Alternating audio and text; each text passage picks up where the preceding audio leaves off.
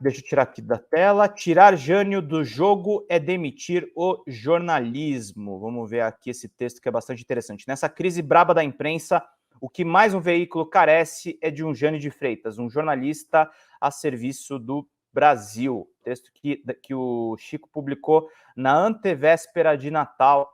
E vamos falar um pouquinho do Jânio de Freitas. O leitor de um jornal, não cônjuge traído da anedota, é o último a saber. Assim me vi na banca domingueira durante a cratera deixada pela coluna de Jânio de Freitas na Folha de São Paulo. Traída com sanguinolência rodriguiana, corneado com todas as exclamações dos berros das manchetes mais antigas. Pode ter sido falha técnica da gráfica, pensei, enquanto consultava o mundo online. Sim, sou digital, apenas o domingo é que não consigo passar sem os impressos. O domingo é o dia do papel, radicalmente gutenbergiano. Você não foi traído, pobre leitor. São chifres ideológicos e polarizados que botaram na sua cabeça esquerdopata. Jamais cometeriam o desatino de tirar o Jânio. O Jânio, jamais. Nessa crise braba da imprensa, o que mais um veículo carece é de um Jânio. Não se fazem mais Jânios. Quem tem um Jânio, óbvio, o exaltará no alto da primeira página. Só a Folha tem o Jânio, um Jânio a serviço do Brasil. Um parênteses meu, o Chico Sá trabalhou anos e anos na Folha de São Paulo e é um dos maiores críticos do jornal. Não tem essa de restrições orçamentárias, como na desculpa oficial da Faria Lima. Erramos na Barão de Limeira 425, que se justifique. Passaralho algum pode levar um colunista repórter desta envergadura. Leia mais sobre a origem semântica do passaralho na coluna anterior do Chico Sá. Jânio é indemissível, mas vivemos tempos sombrios que desconhecem o reconhecimento e o respeito, disse a atriz e escritora Fernanda Torres, na sua coluna natalina sobre planilhas e a humanidade. Num processo longo e implacável, a Folha foi se alienando do que era e do que significava para os seus leitores, e envelheceu. Jânio não, tive orgulho de estar ao lado dele durante tantos anos, escreveu Marcelo Coelho ao final de um artigo sobre o cidadão Kane. Ambos colunistas da Folha, Fernanda Torres fica, Coelho corre, pediu desligamento do jornal por conta da demissão de Jânio de Freitas. A minha dor é a dor ordinária de leitor, de quem pegava o Bacurau da Várzea nos anos 1980 para comprar o jornal na Avenida dos Guararapes, em Recife. Nesse sentido, subúrbio, centro, empilhei a Folha da campanha das Diretas Já, de 84, e tive aula do tal jornalismo investigativo no escândalo da Ferrovia Norte-Sul, de 1987. Só nesse episódio, Jânio nos poupou de um preju na faixa de 2,4 bilhões de reais, uma gastança.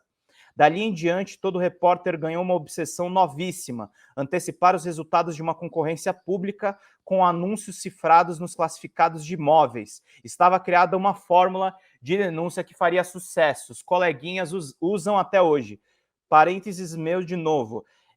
O Fernando Rodrigues, que é o fundador do site Poder 360, 10 anos depois desse escândalo da Ferrovia Norte-Sul, publicou a compra de votos do Fernando Henrique Cardoso e deu crédito, a inspiração dele para investigar esse escândalo foi justamente o Jânio de Freitas. Outro grande momento de Jânio se deu em 1983, inesquecível. Publicou sobre uma doença cardíaca do então...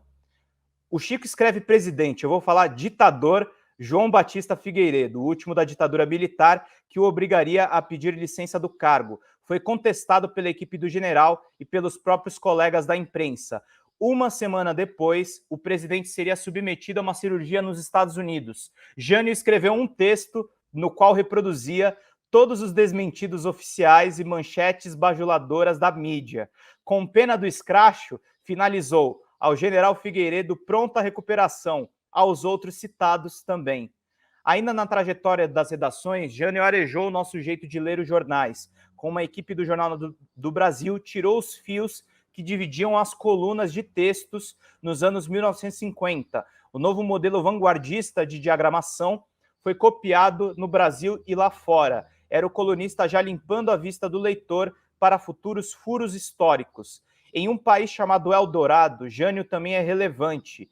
E lá que se passa a trama política do filme Terra em Transe, de 1967, um panorama do autoritarismo e dos conchavos tropicais. Para construir o personagem Paulo Martins, jornalista e poeta, o diretor Glauber Rocha utilizou como fonte as conversas que mantinha com seu amigo Jânio de Freitas. Para muitos leitores e profissionais da área, Jânio foi cortado por razões ideológicas, impressão galvanizada pelo corte simultâneo das colunas de Gregório do Vivier e Marilene Felinto, escreveu o ombudsman José Henrique Mariante em bom e justíssimo texto sobre a dispensa do colunista repórter. Aspas minha, eu não achei o texto do José Henrique Mariante bom, mas eu respeito a opinião do Chico Sá. Não importa os motivos da demissão, foi uma decisão contra o leitor, contra o jornalismo, impresso digital ou via tambores selvagens, ao moço da contenção de despesas, pronta à recuperação no mercado, aos demais envolvidos também. O Chico plagia, no bom sentido, esse finalzinho aqui de texto do Jânio de Freitas. Foi uma perda imensa no jornalismo, o que mostra também, gente, o próprio alinhamento, para vocês entenderem um pouco o que está em jogo nessas mudanças na Folha de São Paulo. A Folha de São Paulo já vinha se endireitando nos anos 2000 com a morte do Seu Frias, que também era um barão de imprensa de direita, mas ele entendeu a importância da esquerda no jornal e mergulhou o jornal na cobertura engajada nas diretas já. Quando morre o Seu Frias, o Otávio Frias Filho, que tem uma formação de esquerda, ele foi discípulo do Cláudio Abramo, que foi um diretor da Folha de São Paulo trotskista, ele passa a colocar a nova direita brasileira, incluindo uma coluna para o Kim Kataguiri do MBL, ele passa a se inspirar na Veja do Roberto Tivita. Quem conta essa história é o Luiz Nassif. Amanhã eu vou ler o texto do Nassif para vocês entenderem. Ele se alinha com a Veja do Roberto Tivita, ainda mantendo alguns espaços de esquerda no jornal. Eu lia, por exemplo, muito Vladimir Safatli, eu lia muito alguns colunistas que traziam uma boa arejada. Aliás, acho que eu vou ler o texto do Nassif hoje, porque ainda faltam 10 minutos, e eu esqueci que eu tinha começado a live um pouquinho atrasado hoje. Com essa mudança do Otávio, o jornal já estava se deslocando para a direita. Quando ele morre de câncer, mais recentemente, acontece uma disputa dentro do Grupo Folha, entre duas figuras da direita, mas uma figura menos arejada ideologicamente, outra mais arejada. A Maria Cristina Frias, ela assume como diretora do jornal porque era próxima do Otávio, e é uma pessoa que cobria mercado financeiro. Então, inclusive, foi a primeira diretora mulher do jornal, que foi um avanço incrível, porque então a Folha só tinha sido chefiada por homens, só que ela sofre um golpe dentro da sociedade do Grupo Folha, do irmão mais novo, que é o Luiz Frias. O Luiz Frias sempre foi responsável nessa trajetória toda pelo lado comercial do jornal.